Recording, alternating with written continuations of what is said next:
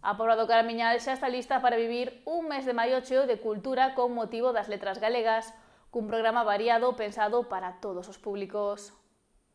Música, danza, literatura e exposicións protagonizan a programación deseñada polo Concello, que destaca tamén o papel clave das asociacións locais na súa organización.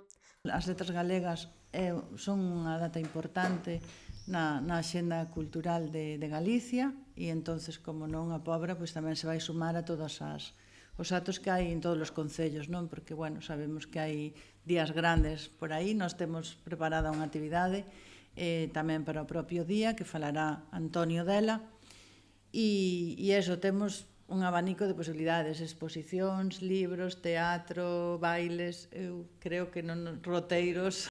As actividades comezarán o 2 de maio cun pasarrúas da Asociación Arrancadeira e o espectáculo Bailando as Flores, seguido dun festival polo Día da Nai no Teatro Elma.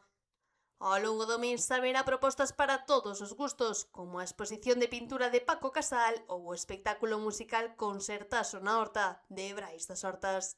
Comezaríamos o 2 de maio, pola tarde, ás 7, cun pasarrúas, que saliríamos do Cantón da Leña, iríamos polas plazas Rosalía de Castro, a de Maura e Victorino García Martí, rematando no Xardín de Vallinclán. Celebramos o 1 de maio porque é o mes dos mallos, das flores, entonces facemos unhas figuras con distintos tipos de flores que hai polo campo, sacámolas ese día tamén con nós e fan o paseo con nós tocando.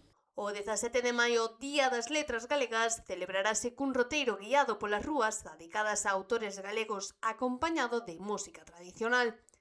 A programación inclúe tamén obradoiros como o dedicado a Begoña Camaño e visitas culturais como percorrido polo Museo Vallinclán.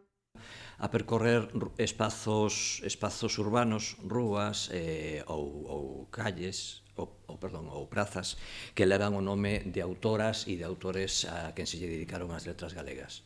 É unha homenaxe a todas esas figuras. Letras galegas deben de ser todo o ano, non deben de ser solamente nunha data conmemorativa e, polo tanto, coidamos que é un reencontro, un identificarse da cidadanía con esas rúas polas que estamos todos os días transitando. A literatura terá un papel destacado con presentacións de libros, entre elas Nena Pingüín, de Daniel Landesa, dirixido ao público escolar, e Rod Spanier, de Juan Galán. Como ven sendo habitual, sempre a finales de maio presentamos o libro gañador da última edición do Premio Carlos Mosteiro. Nesta edición foi Daniel Landesa, ca obra Nena Pingüín, e todos estes libros vanse repartir entre todo o alumnado de primaria, dos centros daqui do pobo.